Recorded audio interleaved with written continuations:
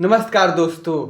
अगर आप अभी बिहार बोर्ड की 10वीं की तैयारी कर रहे हैं और आपका सपना है इस बार 90% या उससे ज़्यादा अंक आए, तो यह वीडियो आपके लिए है।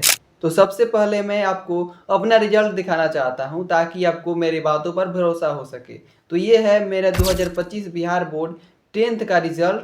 मैंने 458 अंक लाए हैं, यानी कि 91.6% प्राप्त किए। मैं ये वीडियो इसलिए नहीं बना रहा कि मैंने ज़्यादा अंक ला लिया है, बल्कि इसलिए बना रहा हूँ क्योंकि मैंने जो तरीका अपनाया वे सामान्य छात्र भी आसानी से अपना सकता है। सबसे बड़ी बात यह है कि मैं रोज 10 से 12 घंटे नहीं पढ़ता था। मेरी पढ़ाई औसतन 3 से 4 घंटे की होती थी, लेकिन उन 3 से 4 घंटे में मेरा पूरा फोकस सिर्फ स्टडी पे होता था। आज मैं वही तरीका आपके साथ शेयर करूंगा जिनकी वजह से मुझे ये रिजल्ट मिला। दोस्तों, सबसे पहला टॉपिक आता है कि आपकी रिजल्ट घंटों से तय नहीं की जाती, बल्कि सही तरीके से पढ़ाई से तय की जाती है। दोस्तों, आज सोशल मीडिया पर हर जगह यही दिखाया जाता है कि 10 से 12 घंटे पढ़ो तभी आपके 90% प्लस रिजल्ट आएंगे। लेकिन सच यह है कि अगर आप 12 घंटे किताब खोलकर बैठे हैं और बार बार मोबाइल देख रहे हैं तो इसका फायदा होगा ही नहीं। दूसरी तरफ अगर आप सिर्फ 3 से 4 घंटे पूरी ईमानदारी से पढ़ते हैं और डेली पढ़ते हैं तो उसका रिजल्ट कई ज़्यादा बेहतर आएगा उस 10 से 12 घंटे की अपेक्षा। मैं पढ़ाई शुरू करने से पहले मोबाइल को अपने डीएनडी मोड में लगा देता था। पढ़ते समय सिर्फ एक लक्ष्य होता था कि आज जो चैप्टर पढ़ना है उसे पूरी तरह से समझकर ही उठना है। इसलिए मेरी पहली सलाह है कि घंटों की चिंता मत करें, पढ़ाई की क्वालिटी बढ़ाएं। ये मत सोचें कि मैंने आज 1 घंटा ही पढ़ा, 2 घंटे ही पढ़ा, बल्कि अच्छे क्वालिटी से पढ़ाई करें। और दूसरा बात हो जाता है कि एनसीईआरटी और बिहार बोर्ड के किताबों की सबसे बड़ी ताकत है।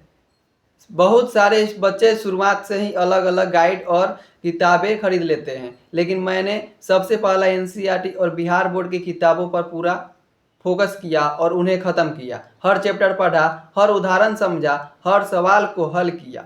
अगर कोई सवाल नहीं बनता था तो अगले दिन फिर कोशिश करता था, जब तक वो बनता नहीं तब तक छोड़ता नहीं था। याद रखिए, बोर्ड परीक्षा का सबसे मजबूत आधार आपकी स्कूल की किताबें ही होती हैं। जब तक एनसीईआरटी पूरी नहीं होती तब तक दूसरी किताबें के पीछे आप मत भागिए। अब बात करते हैं तीसरे टॉपिक की, लिखकर पढ़ना और नियमित रूप से रिवीजन करना। क्योंकि आप लिख कर छोड़ दीजिएगा तो भूलना आपकी फितरत है। मैं सिर्फ पढ़कर याद नहीं करता था, गणित के सवाल कॉपी पर बनाता था, विज्ञान के उत्तर लेकर याद करता था, सामाजिक विज्ञान के महत्वपूर्ण प्रश्न को लिख करके इम्पोर्टेंट पॉइंट को हाईलाइट करता था। इससे 2 फायदे हुए, पहला उत्तर जल्दी याद हो गए, दूसरा परीक्षा में लिखने की स्पीड और ज़्यादा बढ़ गई। इसके साथ साथ मैं हर रविवार पूरे सप्ताह का रिवीजन करता था। अगर रिवीजन नहीं करेंगे तो पढ़ा हुआ धीरे धीरे आपको भूलना प्रारंभ हो जाएगा। ये आपकी फितरत है और हर किसी को भूलना ये आदत होती है। अब बात करते हैं सबसे इम्पोर्टेंट और चौथा टॉपिक की, पिछले वर्षों के प्रश्न पत्र और मॉडल पेपर को सॉल्व करना।